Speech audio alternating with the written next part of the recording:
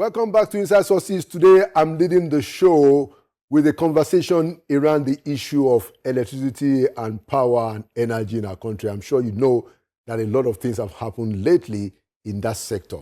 And to join me in that important conversation today, I have Dr. Nnaemeka Eweluka. You will recall that he was formerly the managing director and the CEO of NBET, that is the Nigerian Bulk Electricity Trading Company.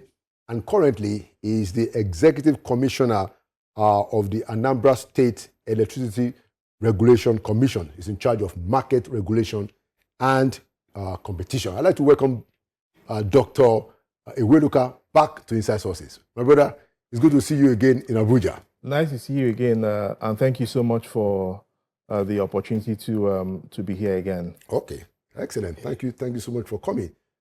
Since this is your first time in the studio, I'm going to kick off with my, custom question: that what do you think about the future of our country? Do you think that we are on course to that great country that many of us believe is the destiny of Nigeria? Speaking generally about the country, that is beyond the power sector, which of course is my core area. Yeah. The country has a bright future. But just pretty much like any other organization that has a bright future, a bright future does not make itself. The bright future, whether for a family, whether for a company, whether for a country, it's still the summation of the decisions of different parties within that arrangement. And so ultimately, you hope that all the decisions that make up the future of a country, that all those decisions are taken in the national interest, and that when that is done, of course, there's a bright future for the country. Same for the family. Right. A family, whether a family has a bright future, ultimately it's about the decisions taken by the father and the mother, and at some point the children, and how they live together. So, so I'm quite optimistic about the future of a country, but I also know that it's not self-executing. It still requires a lot of work, intentionality, in trending in the right direction. Okay. All right. Thank you. It's always good to get, that perspective to start with. And so, like you said, we're going to focus on the energy and electricity sector, which is where you have expertise. I mean, you have joined NBET and eventually became the CEO. As a matter of fact, you're also a lawyer. And I know that you're also actually a law teacher at some point in the UK. Yes. Now, you're back in the country now, and you're working with, this idea of making states to take charge of electricity. How is that going? Before we start to talk about Anambra, how is that opportunity that states now have to regulate electricity in their own states? Unlike what it used to be when it was only federal government.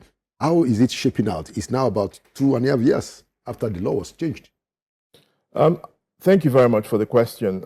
First of all, an increasing number of states have started that journey of setting up their different regulatory frameworks. And I still firmly think that it's a step in the right direction. It was a good decision, a good early decision taken by the current administration, of course, with the president signing the Electricity Act back in 2023. So, like I mentioned, even when we had this discussion last, when you have one central regulator of electricity, there's a limit to how the regulator can have impact at the grassroots. And so when you have multiple regulatory bodies, especially in a country like Nigeria, where we are still not where we ought to be in terms of electricity, it allows different states to chart different courses. Some states will get it right, some may not get it right. But what you have is that there are multiple, if you will, experiments happening at different, in different parts of a country. And for those that do get it right, and I believe that Anambra State will be one of those that get it right, it now provides something for others to kind of learn from, which is why it's also good that even at the state level, there's a forum of state regulators Right. where there's a lot of knowledge sharing. If you look at a place like even Anambra State Electricity Regulatory Commission, where you have commissioners that have functioned at the federal level. And so one of the advantages is that you've had, if you look at it from, say, privatization, you've had over a decade of looking back to see what has worked, what hasn't worked. And then at the state level, you're able to kind of fine-tune things in a way that you believe can work better because you have the benefit of experience. So I think it's a step in the right direction. Not that I believe that all the states will get it right. Getting it right is a function of a whole lot of things. There's a political will part of it in terms of how the state itself views electricity sector, electricity market, electricity regulation. There's that political angle, but there's also the part about having the right mix of regulators that are appointed to superintend the development at the state level.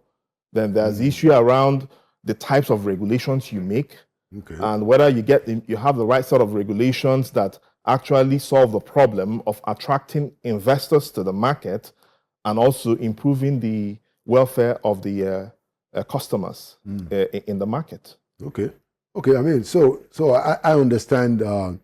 I had a guest last week. He's a member of the 11-member presidential committee on grid asset management complaint that is being set up, and he said that you still have about 15 states that haven't even done anything about the opportunity that states now have, as a matter of fact, the powers that states now have.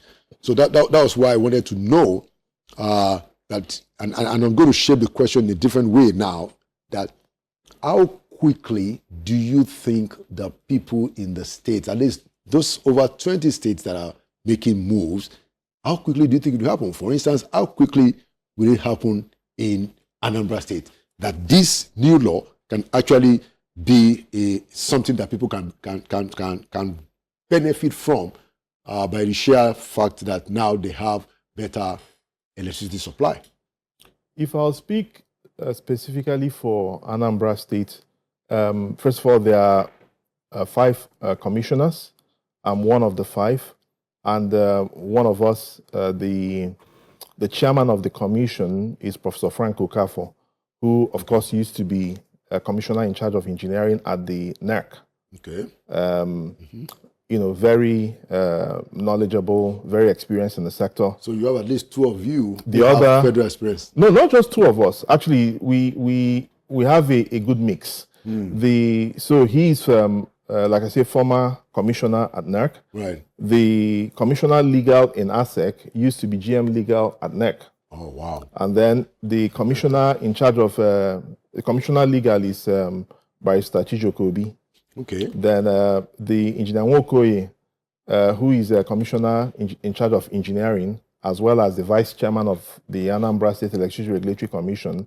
Engineer Nwokoye used to be GM transmission at TCN. Oh, okay. And then finally Engineer Nosike.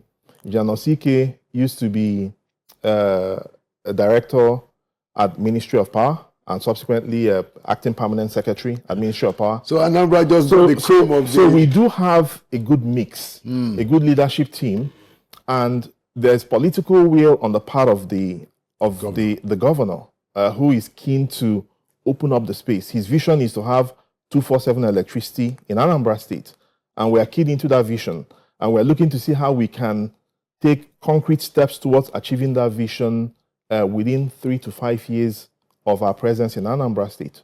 And you guys have been around for 1 year? We've been around since October 9 last year. So it's not up to a year? So it's not up to a year, roughly 6 months. But generally, so far, so good.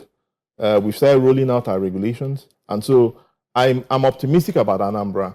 But to the point you raised about the fact that many states have not yet kind of stepped into that space. Like I mentioned earlier, it could be for a number of reasons. It could be that they have not yet found those that can man the commission. That could be a possibility. It could also be that keep in mind that ultimately the focus of the state, if you really want to have a thriving state electricity market, right, you need to look at the entire value chain, from fuel to generation to transmission to distribution and then customers. So some states like Anambra can domicile all that whole value chain within the state. But some states may not be able to domicile all that within the state. Interesting. Maybe they don't have fuel source. Okay, that may be the problem. And so even if they set up all the structures, you may find out that they are so tied to the apron strings of the federal system because either power comes from outside of the state or fuel comes from outside of the state. And as long as you're not regulating the entire thing, right, then you will have that weak link that you can't control. Interesting. But you said that Anambra is controlling all the ecosystem essentially for this. So Anambra has everything it takes to actually. So where do you get your fuel or your? A good question. So Anambra, of course, the Anambra Basin has a rich deposit of gas. Okay, and there's significant gas deposit in Anambra State as we speak. Interesting. And so that is something that a number of players are kind of looking at how that can be harnessed. Interesting. There are those that are already playing within that space within the state, and so the gas is there. Of course, one can always bring in some renewables, even if irradiation is highest in the north, but it's really sunny in pretty much a good chunk of the country. It may have to be more of how the sort of technology you use in making sure you get the maximum out of sunlight. Okay. But solar plus battery is very viable in Anambra. What about hydro? Hydro as well. We're looking at hydro potential because there are studies that have been conducted, of course, showing that even Anambra State may have some hydro potentials. Of course, for hydro, I'm talking about mini hydro particularly.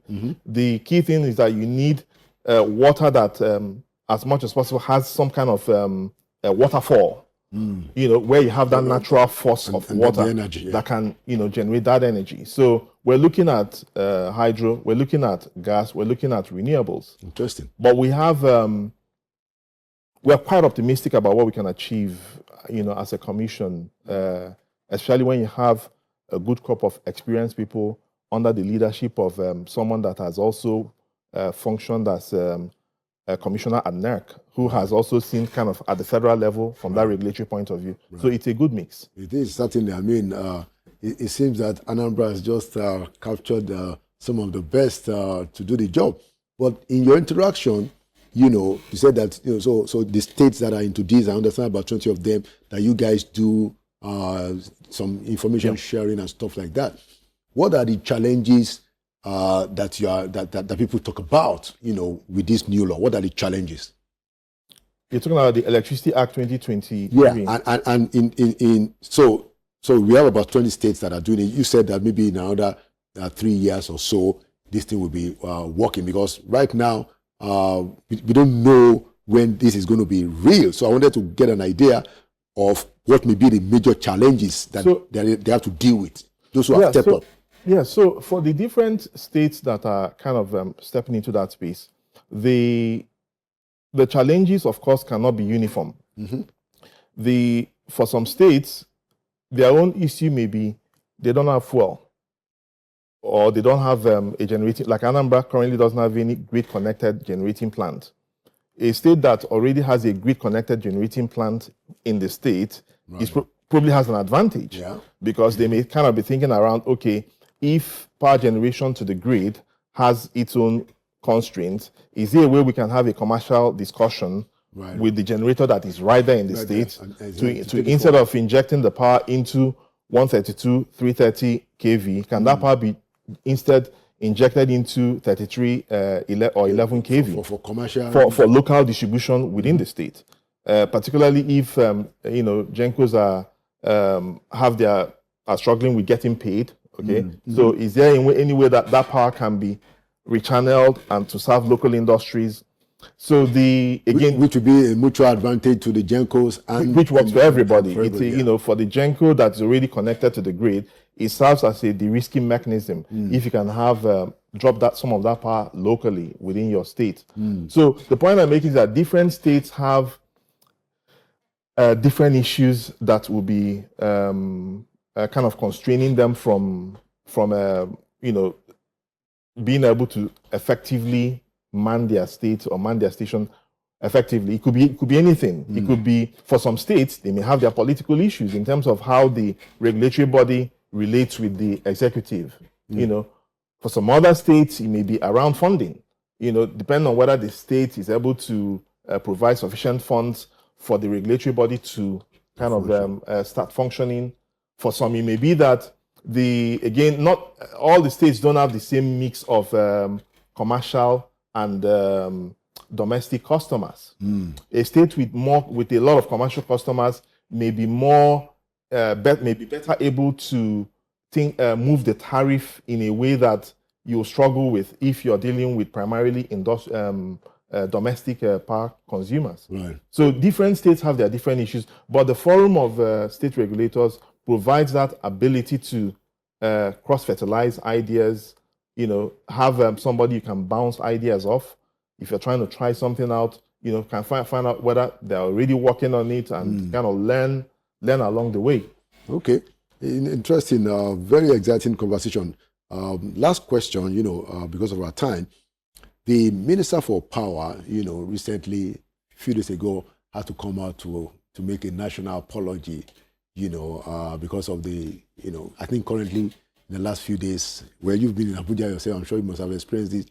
The outage has been quite significant. And of course, we've had these occasions of the grid collapsing over and over again. You have worked in that sector. You are still in that sector for a long time. You've been around. What do you think is the solution to the problem, especially of the collapse of the grid? And again, I've asked you this question before, but I'll ask you again. What is that thing that comes close to the silver bullet? I know it doesn't exist. But what should we do at the federal level that we are not doing yet, to solve this problem of supply of power? Thank you very much. First of all, I would say that there are structural issues that can be addressed. For instance, the Minister for Power is not Minister for Energy. He's Minister for Power. Okay? And so that already, when you have a country where about 60-70% of the power is gas-based, and the Minister for Power is not in charge of gas, then you already see that on a structural level, there's a problem. Okay? Because it means that if the minister has gas-related issues, he has to go to another minister. Okay? And then it all depends on the relationship between the two ministers, etc. So it's the same government. And then again, you have different regulators. NERC sets the national tariff, but NERC, a critical component of national tariff, is the gas that fits into that tariff. And NERC is not the gas regulator. So NERC has to. Who is the gas regulator? That would be NMDPRA. So, and again, different regulatory bodies may have their different goals that they are pursuing, and different ministers may have their different KPIs. And so, what that may speak to, it's what it is. But what it may speak to is the need to kind of look at how to achieve better coordination. Back in 12 years back, when more than 12 years ago, when because I worked with the Presidential Task Force on Power. Yeah, I remember.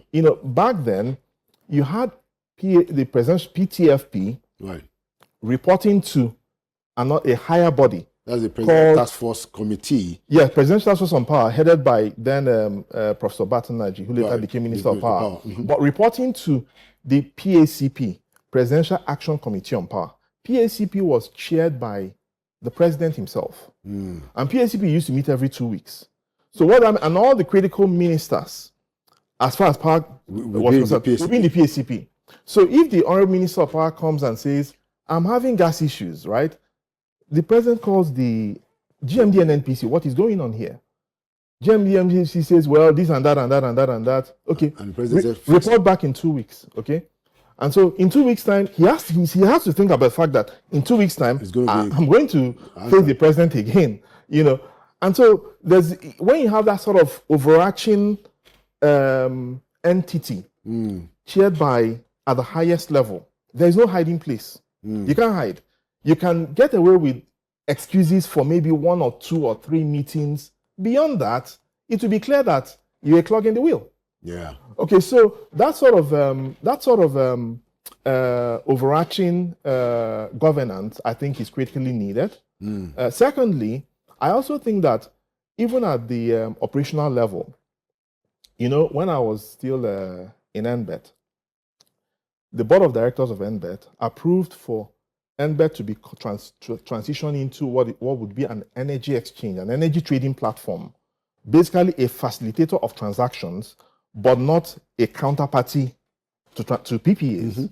And so what the vision was that Gencos will start to deal directly with DISCOs. Okay, and I see that as the future. We need to have integrated utilities. We've seen the Shiroro, North South Power, acquiring EcoDisco. We need more of such transactions. Because what it means, and of course, Transcorp is already involved in Abuja Disco. Okay. When you have integrated utilities, it provides for end-to-end planning. Yeah, more seamless operation. As a Genco is thinking about ramping up its generation, they're also thinking. They're already thinking about who's going to buy this power. So that needs to start as soon as yesterday. It's so critical. And so in that instance, what you would have is that NBET now becomes an energy trading platform that facilitates these sorts of transactions. And not necessarily being the conduit. Not necessarily being Do you then think that it was an error to the way the whole power sector was dimensioned, to have generation here and then transmission and then distribution? Do you think that was an error? No, it wasn't an error. Every reform has to start somehow. Okay, I don't think that in itself was an error. Well, at least now you are advocating for integration between generation and distribution. The thing with reforms is that there's no reform that is cast in stone. Okay, and so anytime you're implementing a reform, you're kind of tracking how this reform is working. It's working. A situation where I applaud the federal government for the measures that have been taken so far towards issuing bonds that will be used in deferring paying Genco obligations. But even as you're thinking about that, you're thinking about the fact that there is still underpayment going on a monthly basis. And so it's somewhat like you're patching holes on a boat, but there are still some new holes opening up in the same boat. And the boat is still in operation. Exactly. And so even if you run 5,000 miles on a treadmill, you're still kind of in the same location. And so the issue now is, how do we get off that treadmill and actually start running? It's not like there's no effort. If you see a man running on a treadmill, he's sweating. There's a lot of work, going on there. But there's no motion. We need motion. And that motion requires, I believe, 2 complementary reforms. Number one is, like I said, perhaps a tighter governance on the public side, where all the critical players that have one function to the other, the Honorable Minister of Power gets the blame, but he's not the one responsible for gas. He cannot, in this thing, you can't come out and say it's not my fault. It's not my fault. No, it's a leadership thing to be able to step in and say, hey, I'm the one. Put the blame on me. But of course, back on the back end, you know that you're not really kind of the one holding all the critical cards. Levers. On the private side, there's need for that combination. You see, if a Genco sells power directly to a DISCO and a DISCO doesn't pay, what do you think will happen? Well, I guess the accountability will be much easier to deal with. Yeah, because so we've had these sorts of era of banks taking over DISCOs. Right. But that had an issue. The problem with that is that banks are not in the business of running DISCOs. No. So any bank that has taken over a disco, yes, you have the asset. But fundamentally, you're not What are you going to do with it? You're not a power person, okay? So you're looking at how do I quickly get back my money? I need my money quickly, okay? What low-hanging fruit do we pluck? So it's not sustainable. But if a Genco that is old takes over a disco, first of all, that Genco is not looking for a quick fix. Yeah. It's not just about how do I get back my money. No, I still have power to sell. Yeah. And I still have a lot of generation that needs to come on. And these disco people, they have access to the customer. Yeah. So I need to make this thing work. And I'm already in the power space and I already understand this business. I can actually work something out and get this thing to work. North South Power has taken a step in the right direction. Transcorp has also taken a step in the right direction in terms of Abuja. More needs to happen. Similar transactions. Interesting. Thank you so much, Dr. Nnameka Eweluka. I'm very delighted that you are still in the sector, because it seems to me that the solutions are there, even if they're going to take a while to be fixed. And it seems that, we may be going in the right direction. I think the president should consider actually having a minister of energy. That might help, just like you've also referred to, that might help in advancing this thing quicker. And I think that was what he was going to do before when they were talking about, Malam El-Rufai joining the cabinet, but all of that did not happen. It will be very helpful to have a minister of energy. There are two critical agreements that every generation company needs to sign. The PPA for selling the power, the GSA for buying the gas. Okay? When you have the PPA and the GSA domiciled within the same industry, within the same ministry, sort of, or being overseen by the same regulator. Right. Okay? Yes. Being overseen by, so if you have an energy regulator that has visibility of both the PPA and the GSA, okay?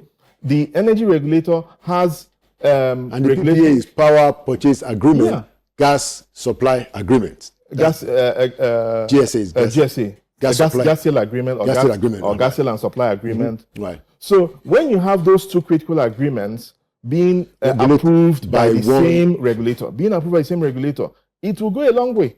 Okay. Because the approving authority understands the challenges on both sides. And I think this is what is already working in the state, in Anambra State. You're not going to have that dichotomy.